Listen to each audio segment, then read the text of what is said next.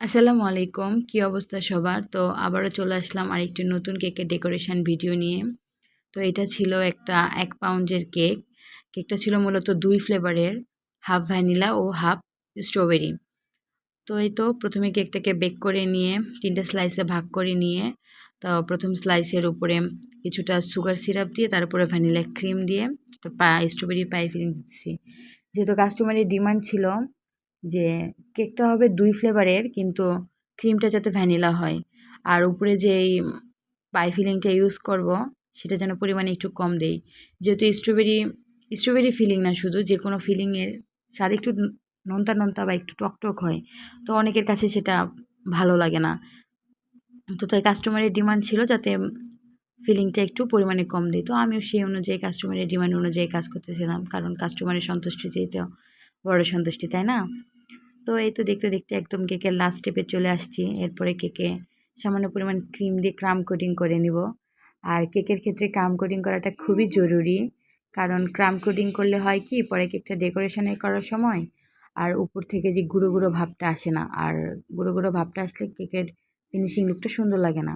তো ক্রাম কোটিং করার পরে কিছুক্ষণ কেকটা নর্মাল ফ্রিজে রেখে সেট করে নিয়ে এখন একটা ফাইনাল লুক দেওয়ার চেষ্টা করতেছি। তো আমি বেকিং লাইফে এসেছি তখন থেকে চেষ্টা করি আমার বেস্টটা দিয়ে কাজ করার। কিন্তু আমিও তো মানুষ ভাই, আমারও তো ভুল ত্রুটি হয়। জানি অনেকে অনেক কথা বলে। তো কি, আমি তো আর একদিনে তো আর কেউ কাজে পারফেক্ট হতে পারে না। আস্তে আস্তে কাজ করতে করতেই তো সবার পারফেক্টনেসটা আসে। তো ইনশাল্লাহ আমার কাজ একদিন আরও অনেক বেশি ভালো হবে, আরও অনেক সুন্দর হবে। আমি আপনাদেরকে আরও অনেক সুন্দর সুন্দর কাজ উপহার দিতে পারবো। তো তার জন্য সবাই আমার জন্য দোয়া করবেন। তো এই তো দেখতে দেখতে নিচে সাইড দিয়ে একটা স্ক্রাপার দিয়ে একটা সুন্দর ফিনিশিং নিয়ে আসছি। এরপরে উপরে যেটা ইউজ করতেছি সেটা হচ্ছে যে চকলেট গানাশ। তো হোয়াইট চকলেটের সাথে কিছুটা হুইপ ক্রিম দিয়ে আর স্ট্রবেরির ডেকোরেশনটা সম্পূর্ণ আমার মতো করে করেছি। তো তারপরে তো একটা ছোট স্টার নজেল দিয়ে নিচে একটা ডিজাইন করে দিলাম।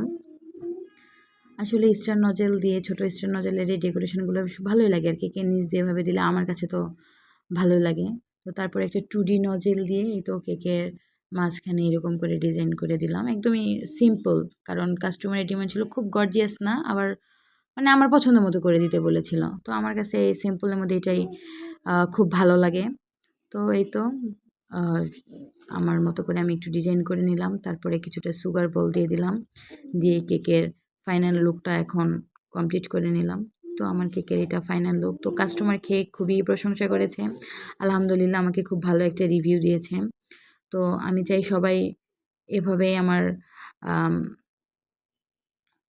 আমার কাজের প্রশংসা করুক। সবাই ভালো থাকবেন, আমার জন্য দোয়া করবেন। ধন্যবাদ।